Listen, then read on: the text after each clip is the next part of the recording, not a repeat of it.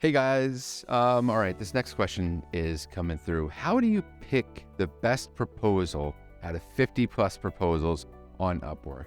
I like this question because this is kind of asking from the client perspective, how do you organize all of these different proposals that are coming through? Because if you've ever posted a job on Upwork, you know that after you post that job, you just get smashed with proposals over and over and over again, and they'll keep coming in, especially if you send a lot of invites out, and especially if you're a client that's spent a lot of money on the platform, because all those analytics can be seen by the freelancers. So if you've spent hundreds of thousands of dollars on the system like I have, more often than not, these freelancers see that as they're not messing around, like they're looking to hire, so they're more apt and prone to send proposals because we're not some company that's spent $0 or doesn't have verified banking sources on there and stuff like that.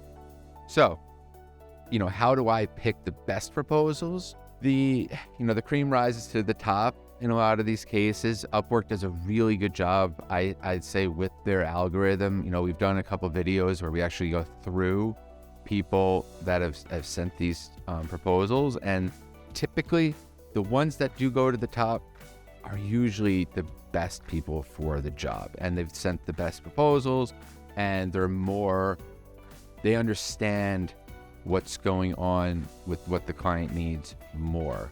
They seem to be people that have worked other successful gigs on the system, and it's probably 9 out of 10 times I'm picking someone from like the top 5 or 6 that come up if there's like, say, 50 plus proposals on there. Now they do have the bidding and the auction, which if they pay for the connects, they'll actually go above the algorithmically selected ones from Upwork, which is quite interesting. And I know there's been some talk like, I'll glance over those and just go right to the people that Upwork suggests. However, I don't know, these people have paid money for you to see their profile, so they're obviously very serious about it.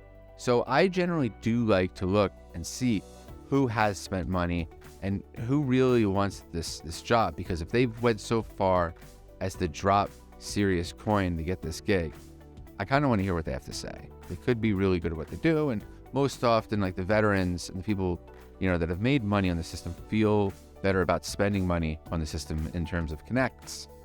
So they may do a better job. Now, I'm not saying I'm not still going to also look at who Upwork suggests. Now, as you go down, you'll find in most cases it gets worse and worse, because Upwork just knows who's sending bad proposals. There's so many things that go into the algorithm and who they kind of push up and push down, and they all make sense. It goes into who's put the most time into their portfolio and their profile. All these little things add up. So at the end of the day, I just really rely on Upwork to, again, push the cream rises to the top, look at the top 5, 6, and then after 10 people, it just gets a little boring to keep scrolling down people. I mean, you see a lot of the same things over and over and over again. So that's most of the selection, guys. I mean, I may save someone if they happen to be interesting for maybe another gig if they seem applicable. But more often than not, I'm really just looking at the top 10 and the people that paid for the connects. So yeah, make sure you're doing all of the things that are happening beneath the surface, like I mentioned, that will help Upwork know that you're a serious freelancer. Hope that answers that question. Thanks so much.